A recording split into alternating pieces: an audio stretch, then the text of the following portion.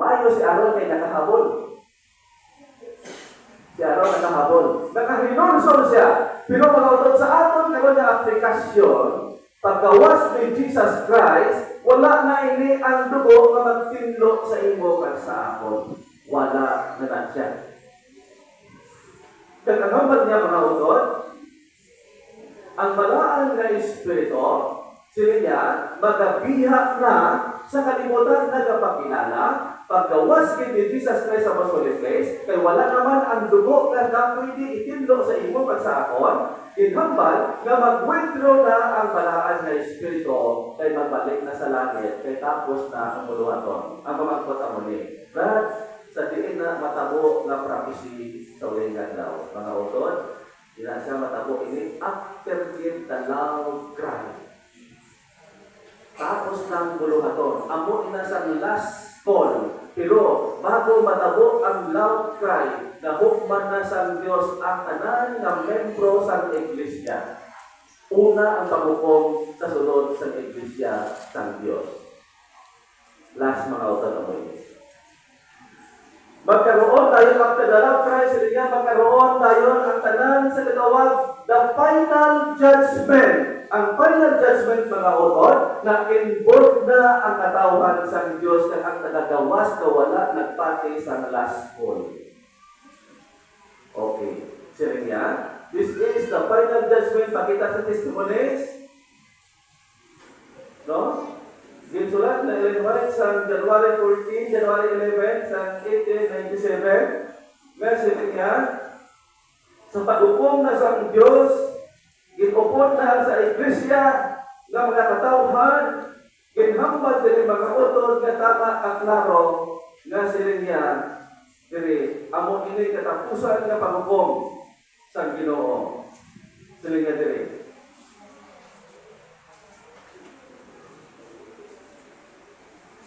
Aton basaton, nga sila niya, many whose name now appear and on the church, both are not the children of God.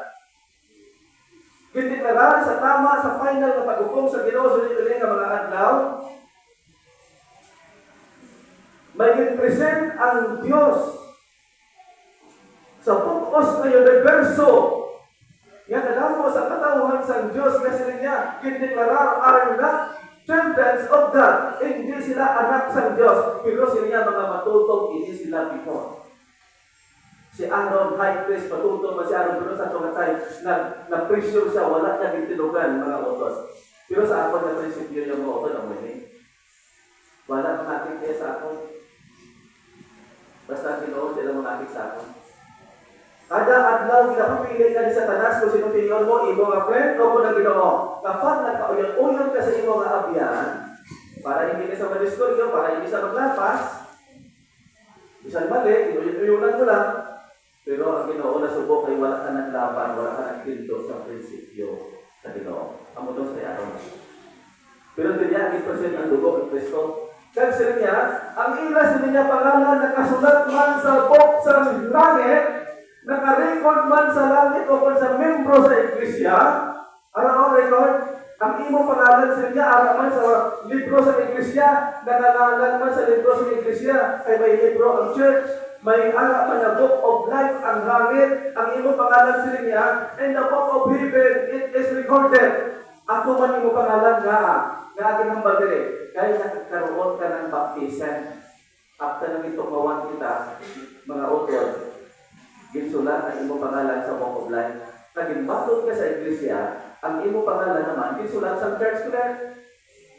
Sakto ang prophecy, nga ara sila niya, ara man nakarecord ang imo pangalan. Pero sa pagdeklarasyon mga utod, ginambal, nga sila niya are not the children of God. Amo inay kalain na balita, mga utod, sulilan daw, kung ari mo hindi maangkon. Pero, bago ko mag-end, ang gusto lang sa Ginoo ako dapat sa bibig sa aton kamatayon, sa bibig sa last hilingan, hindi katapusan ng mga adlaw, dapat makita ang prinsipyo na ginakaptan mo ang doctrine na wala siyang halos. mga utod, ang kinakasakitan sa Ginoo sa isa ka tao na nagkaroon ka ng sala na apostasy sa lain ng Espiritu. Kuha ang pinakatako nga sala sa Ginoo nga nasubok din si Illinois, ang God the Father, God the Son, and God the Holy Spirit. Nga kinbaylo mo ang imo pag-worship sa matutuod nga Dios kundi nag-alagad ka sa Baal.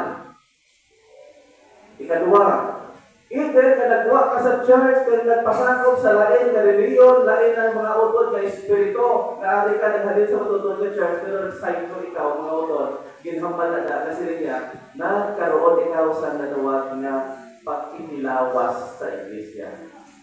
Ini mga utod ang mga ginatawag ni siya na sala ng mga sa kalimutan ka. Mga utod, may bugay ang Diyos na nayang prepare. Pero ang dako nga sala sa Ginoo ayon nga pudlay hindi mo mga utod ina siya ikonsulta sa Ginoo nga ina nagpasakop ka sa espiritu ni Satanas. Amo ina kabawal sa aton magpadakabulong sa mga kabaylan, pagpabulong sa mga iba ng mga espiritista, mga loya-loya, kay hindi tada espiritu sa Diyos. Oh. So, mga utod, natapos ang eleksyon, huwag na tayo magmag, kung